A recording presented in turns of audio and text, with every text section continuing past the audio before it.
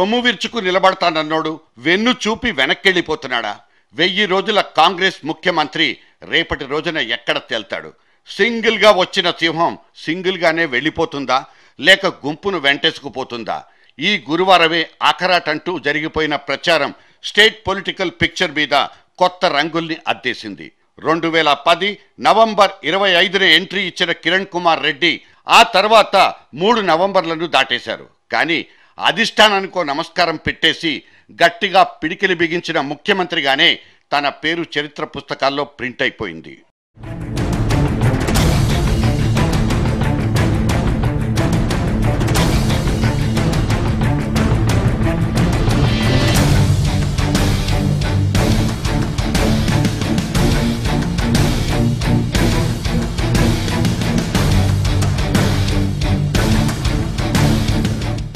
పార్టీలోనే ఉంటారా, కొత్త పార్టీ పెట్టుకుంటారా అంటూ కిరణ్ ఫ్యూచర్ మీద లెక్కలేసుకోవడం కాదు, అత్యంత ఆసక్తికరమైన తన గతాన్ని గుర్తు చేసుకోవడమే ఇక్కడ సందర్భ సహితం, సమయోచితం కూడా.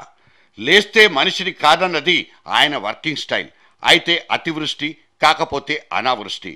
పని చెయ్యని ముఖ్యమంత్రి, పనికి మాలిన ముఖ్యమంత్రి అంటూ 4 నెలలకు ముందు శత్రు పక్షాలు శపించినప్పుడు సచివాలయంలో దాదాపు 17,000 ఫైళ్లు సంతకాల కోసం వెయిటింగ్లో ఉన్నట్లు ఒక లెక్కుంది. చివరి రోజులు దగ్గర పడ్డాయంటూ వార్తలొస్తున్న ఇవాళైతే కేవలం సంతకాలు పెట్టడం కోసమే సీఎం ప్రత్యేకంగా నైట్ డ్యూటీ చేసుకుంటున్నారన్నది కొత్త ఊసు.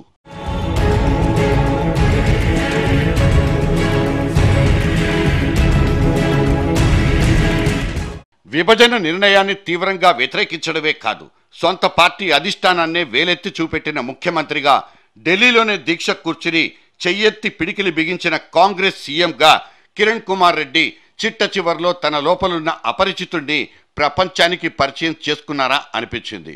రాష్ట్ర కాంగ్రెస్లో సీనియర్లు, సిన్సియర్లు డజన్ల కొద్దీ కనిపిస్తున్న కిరణ్ కుమార్ పేరును మాత్రమే హైకమాండ్ సీల్ కవర్లో ఎందుకు రాసిందంటూ బుర్రగొక్కున్న శబ్దాలు వచ్చేశాయి.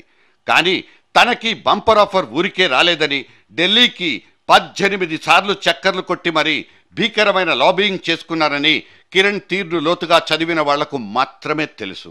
ఇంత విషయం ఉన్నోడు కనుకే ఇంతటి గడ్డు పరిస్థితుల నుంచి గట్టెక్కేశాడంటూ ప్రశంసా పత్రాలు కనిపిస్తాయి. దాదాపు 1100 రోజుల పాటు సాగిన కిరణ్ కుమార్ రెడ్డి జమాయింపు మీద ఒక చిన్న పునశ్చరణ.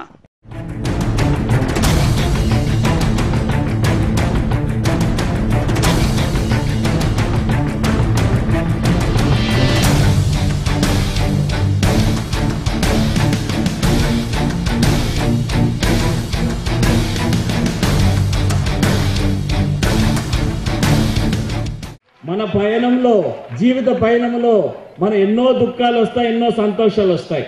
కానీ బాగా ఆలోచన చేసుకొని నిర్ణయాలు తీసుకోవాలి. ఆ నిర్ణయాలు కొన్ని కఠినమైన నిర్ణయాలు ఉంటాయి, కష్టమైన నిర్ణయాలు ఉంటాయి.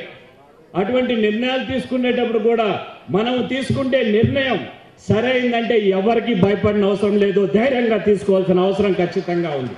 భయపడుతూ బతికేది బతికే కాదు, భయపడుతూ బతికే బతుకు ఓ బతుకేనా అంటూ చిన్నపిల్లల సభలో మీసం దువ్వేసిన కిరణ్ కుమార్ రెడ్డి అప్పట్లో చాలా కొత్తగా కనిపించారు. ఆయన ఇలా కూడా అనగలరా అంటూ ముక్కున వేలేసుకున్న వాళ్ళు లేకపోలేదు.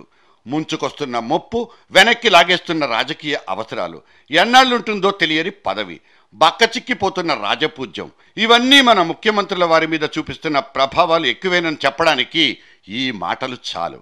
ఆయన నుదుటిన వీరతిలకం దిద్ది ఈ ఆంధ్రప్రదేశ్ అనబడే రాష్ట్రానికి పోయి రమ్మంటూ పంపిన ఆ ఢిల్లీ పెద్దోళ్ళు ఇప్పుడు ఈయన గురించి ఏమనుకుంటున్నారన్నదే తాజా రాజకీయ చిత్రపటం మీద కనిపిస్తున్న బొమ్మ.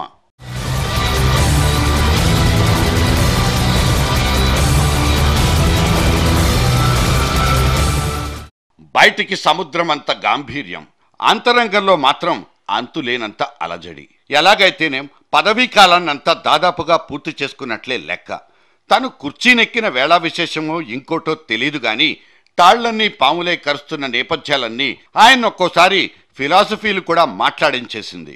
ఒకానొక జెండా వందనం రోజున అచ్చ తెలుగులో ఈ కిరణుడు బాధపడిపోయిన తీరు మరపురానిది మరియు మాసిపోనిది. నైతికంగా మంచిది కాని విషయం రాజకీయంగా కూడా మంచిది కాదని నమ్మే వ్యక్తిని నేను. ప్రజలకు సేవ చేయడంలో ఉన్న సంతృప్తి నాయకత్వం వహించడంలో ఉండదని నా నమ్మకం. ఈ బాక్సింగ్ రింగులోకి ఆయన బలవంతం మీద దింపబడ్డారా లేక స్వచ్ఛందంగా దిగారా అన్న మాట అటుంచితే శక్తినంతా కూడదీసుకుని ఫ్లాష్ బ్యాక్లో తాను కొట్టిన కొన్ని పంచ్లయితే ఎప్పటికీ గుర్తుండిపోయేవే. కాలేజీ రోజుల్లో ఈ క్రికెట్ పొరగాన్ని చూసి మెచ్చుకున్న వాళ్లలో నేను ఒకణ్ణే. ఆయన కాలం కలిసి రాక ఆ క్రికెట్లో కెప్టెన్ కాలేక ఇదిగో ఇలా రాజకీయాల్లో సెటిల్ అయిపోవడం చేత ఆయన ఈ ఫీల్డ్లో చేస్తున్న బ్యాటింగ్, బౌలింగ్, ఫీల్డింగ్ అనబడే ఆల్రౌండర్ చేష్టలన్నీ తిలకించే అదృష్టం కలుగుతోంది. ఆయన చీఫ్ విప్గా అవతారం ఎత్తిన రోజుల్లో టీవీలోళ్ళు ఫోన్ చేస్తే చాలు అనర్గళంగా అర్ధరాత్రి సైతం వైఎస్కు డాల్ అడ్డం పెట్టిన రోజులున్నాయి.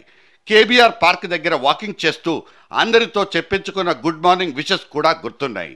ఆ తర్వాత స్పీకర్ కుర్చీ ఎక్కి ప్లీజ్ ప్లీజ్ అంటూ బతిమలాడుకున్న రోజులు అలా రివైండ్ బటన్ నొక్కితే చాలు ఇలా కనిపించేస్తాయి. కానీ అదేం పోయే కాలమో. ఈ కాలం గిరగిరా తిరిగిపోయి క్యాలెండర్ పేజీల్ని వెనక్కి తన్నేసి ఆయన్ని ముఖ్యమంత్రిగా మార్చేసి ఆయన పడుతున్న అష్ట కష్టాల్ని మనకు చూపిస్తున్న వైనాలే అత్యంత దయనీయం.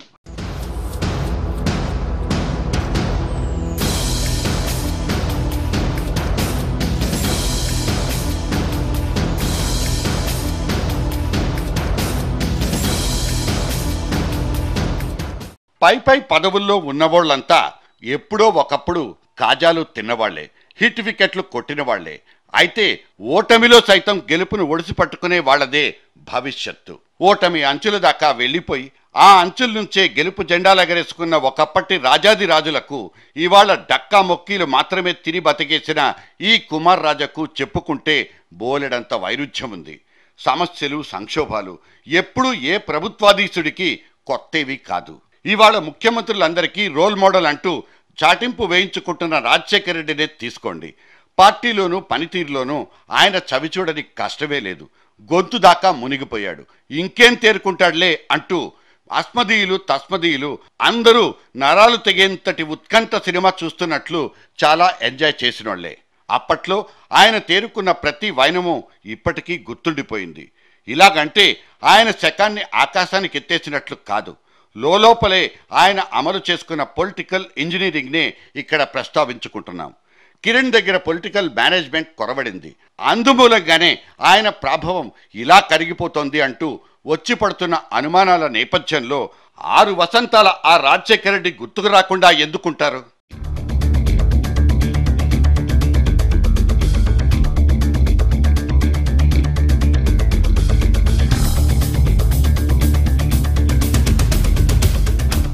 చాటుగానో మాటుగానో సాయానికో సావాసానికో తన దగ్గరకు వచ్చే ప్రతి వాళ్లను రాజశేఖర రెడ్డి ఆశాంతం చదివేవారు.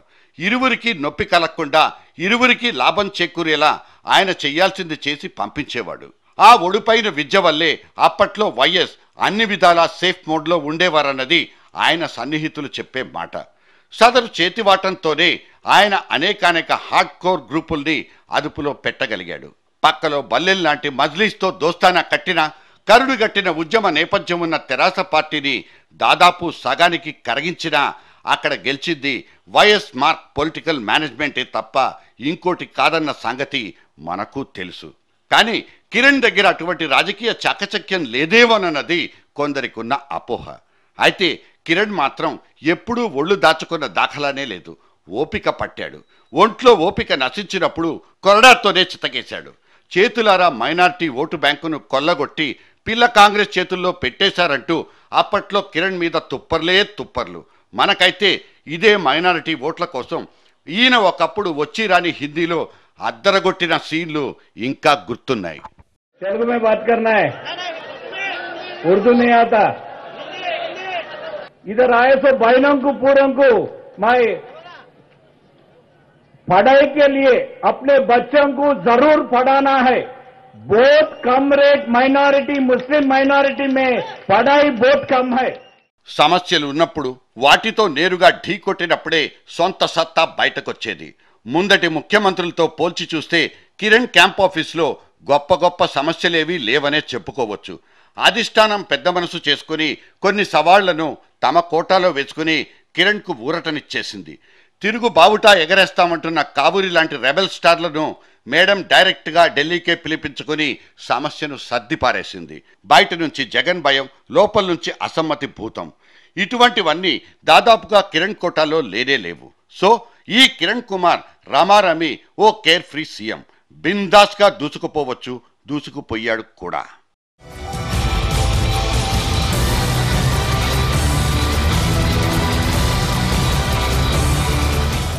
చేతికిచ్చిన చిన్న చిన్న సమస్యల్ని మాత్రం ఆయన ఏ రకంగా చక్కబెట్టినట్లు, చేసిన పాపం చెప్పుకుంటేనే పోతుందంటారు.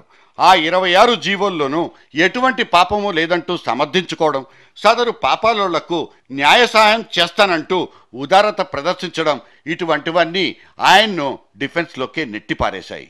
అయినా సరే ఆయన పట్టించుకోలేదు.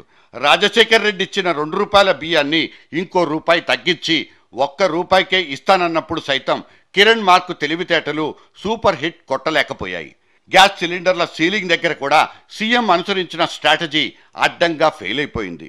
రాష్ట్రంలో 1 కోటికి పైగా ఉన్న మిడిల్ క్లాస్ కుటుంబాలు ముఖ్యమంత్రి వ్యతిరేక వర్గంలోనే చేరిపోయాయి. రాష్ట్రాన్ని అతలాకుతలం చేసిన నీలం తుపాను విషయంలో కిరణ్ కదిలిన తీరు అభినందించదగ్గ రీతిలో లేకపోయింది. జరిగిన నష్టం ఇంత, నువ్విచ్చే ఆకస్మిక సాయం ఎంత అంటూ ఢిల్లీకి మెమోలు జారీ చేసే తమిళనాడు తరహా మొండితనం కూడా ఆయన దగ్గర లేకపోయింది.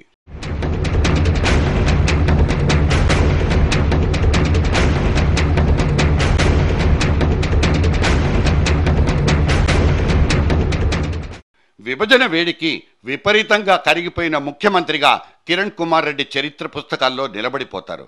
2 ప్రాంతాల్లోనూ సకల జనుల సమ్మెలాంటి తీవ్రమైన సమస్యలు పుట్టుకొచ్చినా భరించారు. దగ్గరుండి మరీ వాటిని సద్దు మణిగించేశారు కూడా. మిలియన్ మార్చ్ పేరుతో ఒకరు, శంకారావం అంటూ ఇంకొకళ్ళు, తొడగొట్టేస్తామంటూ ఎవరికి వాళ్ళు రాజధానికొచ్చి రెచ్చిపోయినప్పుడు కూడా కిరణ్ మెకానిజమే మేనేజ్ చేసుకోగలిగింది. ఒక్క ఢిల్లీ నుంచి తప్పిస్తే ఆయనకు సొంత క్యాబినెట్ నుంచే కనీసం మద్దతు కూడా కనిపించని పరిస్థితి. దీక్షలు, సభలు, వాటికి పర్మిషన్లు, గీత దాటితే నమోదయ్యే కేసులు, వాటి మాఫీ కోసం అంటూ రాజకీయ ఒత్తిళ్లు, ఇన్ని సినిమా కష్టాలు ఈ ఒక్క ముఖ్యమంత్రికి. వేటికవే అన్ని అగ్ని పరీక్షలు లాంటివే. డీజీపీ చొరవతోనో కేంద్ర బలగాల ఆసరాతోనో ఎలాగైతేనేం అన్ని పరీక్షల్ని అత్తెసరు మార్కులతోనే పాస్ అయిపోయారు.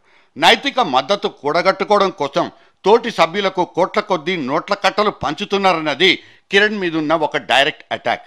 అందులో నిజమెంతన్నది మాత్రం ఆయనకు, ఆయన కోటరీకే తెలియాలి.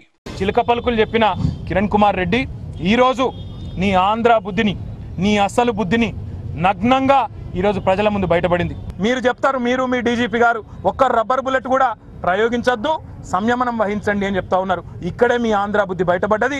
మీ నైత్యం, మీ నీచ సంస్కృతి ఇక్కడనే బయటపడ్డది ముఖ్యమంత్రి గారు. యుద్ధం అన్న తర్వాత ఎదురుదాడి తప్పదు. తన చెయ్యి కిందకి సాయం కోసం ఢిల్లీ వాళ్ళ ఇచ్చిన డెప్యూటీ చీఫ్ మినిస్టర్ కుర్చీ కూడా సీఎం మీదకే సవారీ చేసుకుంది. పక్క బలం అనుకున్నాడు, పక్కలో బల్లెమై కూర్చున్నాడు. ఈరోజు తెలంగాణ బిల్లు పెట్టారు పార్లమెంట్లో, ఇంకా ముఖ్యమంత్రి రాజీనామా చేస్తలేడు. నీకు నీతి ఉంటే, నీకు నిజాయితీ ఉంటే, నీకు మాట మీద నిలబడే సత్తా ఉంటే తక్షణమే రాజీనామా చేయాలి. నువ్వు ఎన్ని కుట్రలు పలుతావు, నువ్వు ఎన్ని కుతంత్రాలు చేస్తావు, నువ్వు చివరి రోజు వరకు కూడా నాటకాలు డ్రామాలు, పదవి ఫైళ్ళ మీద సంతకాలు. తనకు రాజకీయం తెలుసంటూ ఒక సొంత శిబిరాన్ని ఏర్పాటు చేసుకున్నా అక్కడ ఫలితం మాత్రం జీరో.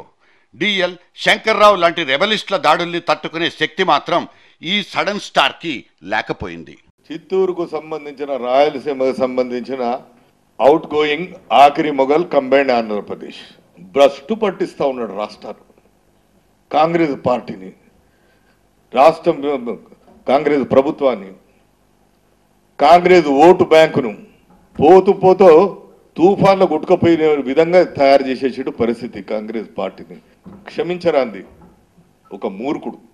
సెక్రటేరియట్, గాంధీ భవన్ దేనికదే విడిపోయి రైలు పట్టాల్లా సాగుతున్న సంగతి కూడా కొత్తగా రాచుకునేదేమీ లేదు.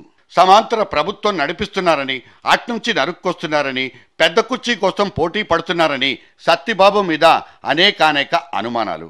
పిసిసి పోకడ ప్రతిసారి కిరణ్ కుమార్ ముందరి కాళ్లకు బంధాలేసి పారేసింది. అప్పట్లో ఒక ప్రైవేట్ ఫంక్షన్లో సీఎం రిలాక్స్ అయిన తీరు రోజంతా ఆయన బుర్రకాయ ఎంత వేడెక్కిపోతుందో కదా అనిపిస్తుంది. I've got about 4.5 lakh boys and girls writing their competitive exam for Group 2 today.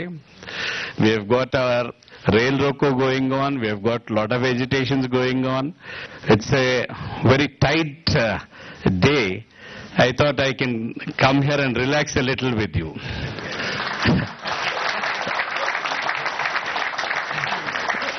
I think my wording, most of you understood what I meant. Delhi war రూమ్లో హడావిడిగా జరిగిపోయిన అత్యవసర భేటీలన్నీ ఈ ముఖ్యమంత్రి చుట్టూనే పరిభ్రమిస్తున్నాయన్న ఇండికేషన్ రాష్ట్ర రాజకీయాల్లో అడపాదడపా వేడి పుట్టించేశాయి. అయినా కిరణ్ కుర్చీకున్న ఆయుష్ ఎప్పటికప్పుడు పెరుగుతూనే పోయింది. దినదిన గడ్డం నూరేళ్ల ఆయుష్లా కనిపిస్తున్న తన 3 వసంతాల్ని దిగ్విజయంగా పూర్తి చేసుకున్నారు కిరణ్ కుమార్ రెడ్డి. అలసిపోయారో లేక ఆవేశపడ్డారో తెలియదు కానీ ఇవాళ డ్యూటీ దిగిపోతానంటున్న కిరణ్ కుమార్ రెడ్డి తన పర్ఫార్మెన్స్ మీద SMS అప్పీల్ చేసుకుంటే జనంలో నుంచి రాలిపడే మార్కు లేదంటే ఏం చెప్తాం? 10కి ఎక్కువ, 100కు తక్కువ.